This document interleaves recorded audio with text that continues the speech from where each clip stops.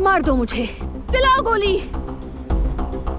जीना या फिर मरना कोई अहमियत नहीं रखता मेरे लिए।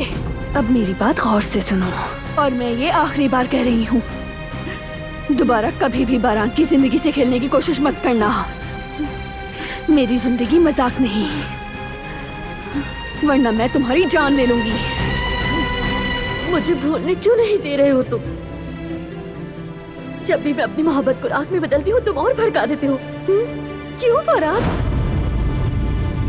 मुझे मत छोड़ो फराज, मत जाओ।